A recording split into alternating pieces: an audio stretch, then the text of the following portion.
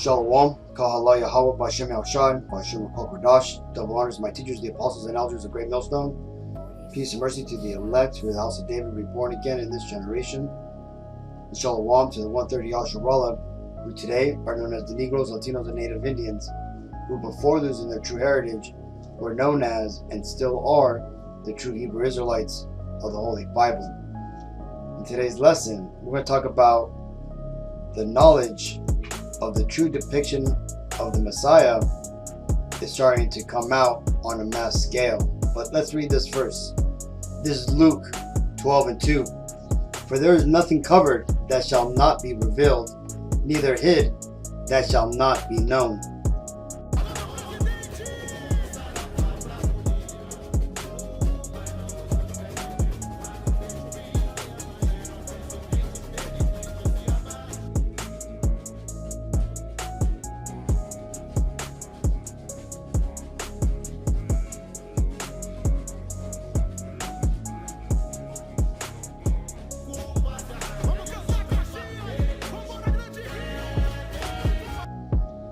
So as you've seen there, the participants in the 2020 Rio Carnaval, they had the Messiah not depicted as the white Jesus, right? So-called Jesus, that is, right? They didn't have that. And on top of that, above the head of the Messiah on the crucifix, they had the words Negro, which basically in Spanish means black, right? Negro.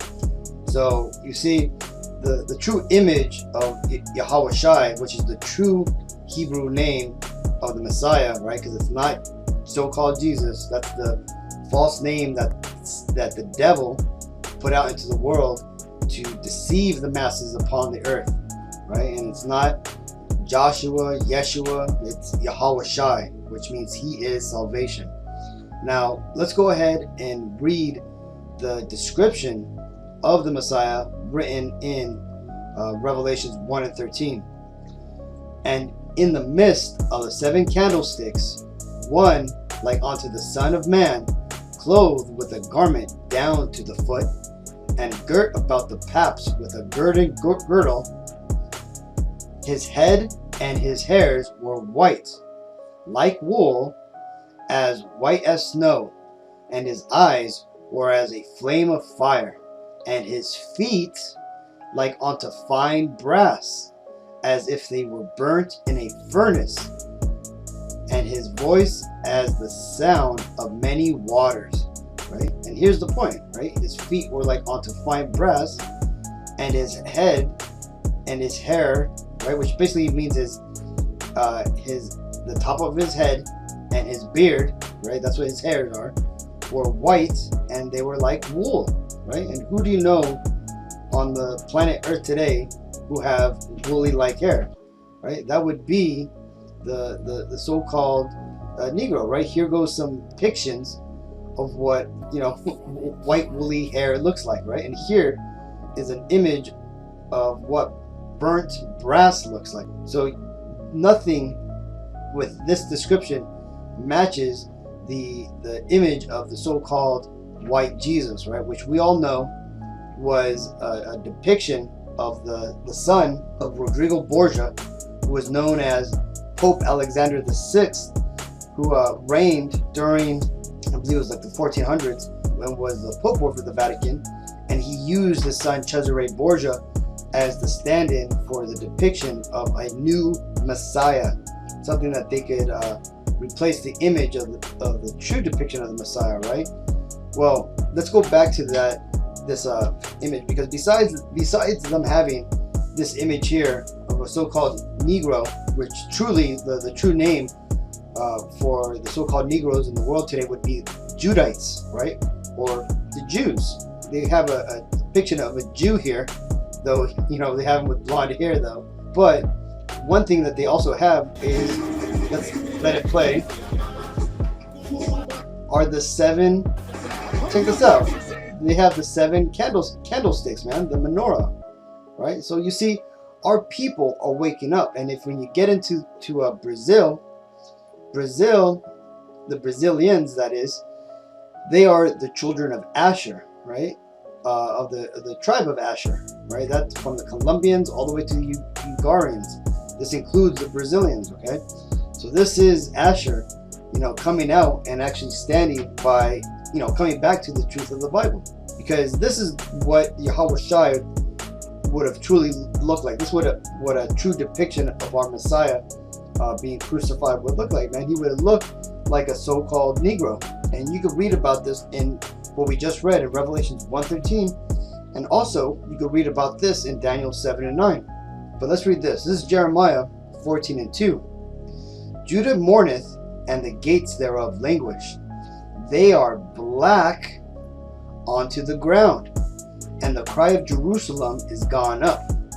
Now right here, the term Judah refers to the tribe of Judah, okay? The tribe which the Messiah came out of, okay? So this is just more proof to show you that the Messiah was not a Caucasian. He was not a so-called white person, okay? Because the Jews, or the tribe of Judah, here are depicted as being black, right? Black as onto the ground. Many different colors of black, from light brown to dark brown, just like the dirt. And let's go ahead and go to the Zondervan Bible Dictionary, right? Which is written by these so-called Jews who truly are the Edomites of the Bible, right? Who have taken the identity of the so-called Negro and have thrusted the so-called Negro's true identity, which is the Jews, upon themselves, right? And they're calling themselves the Jews of the Bible, which we all know these Israelis aren't, man. This is why they're having so much problems staying over there in that land, right? But let's read this. It says Ham, right? And for you neophytes out there, the people who are uninitiated, you don't know about this, but the Hamites would be the true Africans of the land of Africa, okay? Those would be like the Matumbos, like those type of people, man, right? So let's read this. It says Ham, the youngest son of Noah, born probably about 96 years before the flood, and one of 8 persons to live through the flood. He became the progenitor of the dark races, not the Negroes, but the Egyptians, Ethiopians, Libyans, and Canaanites.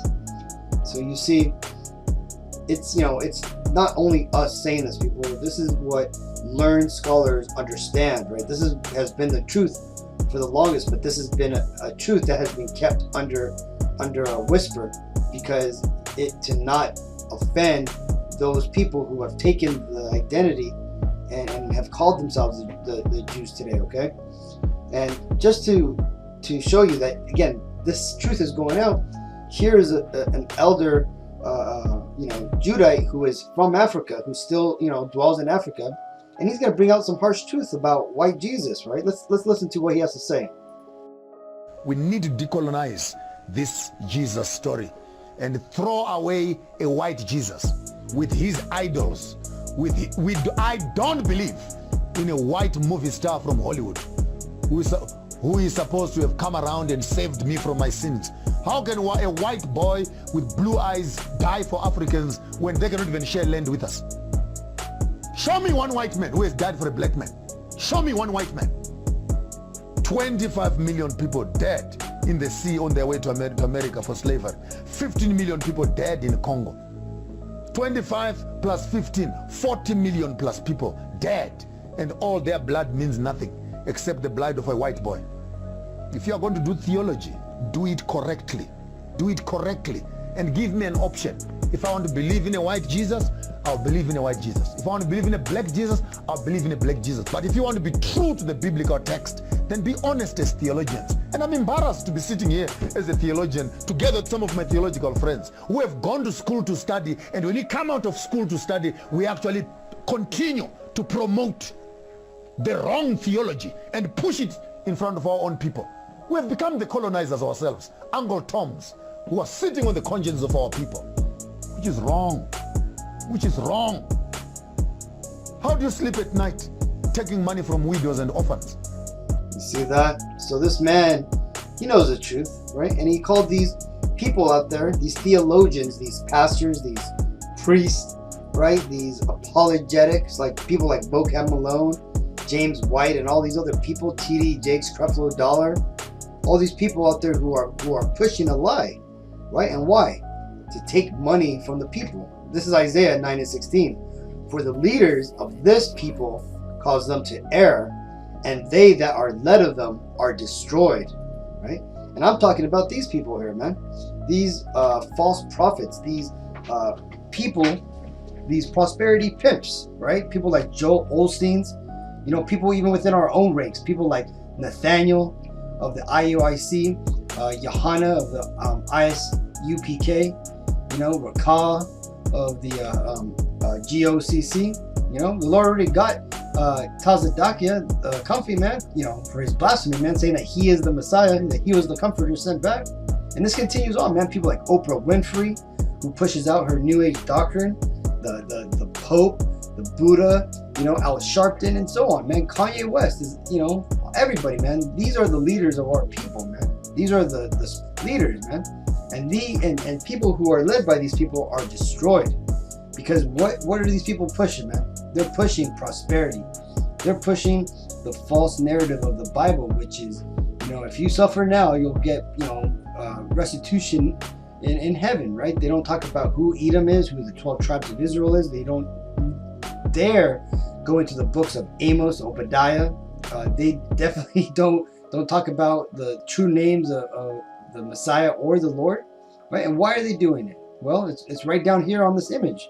$82.5 billion a year is what the religious sects around the world bring in every year. Okay, this is the piece.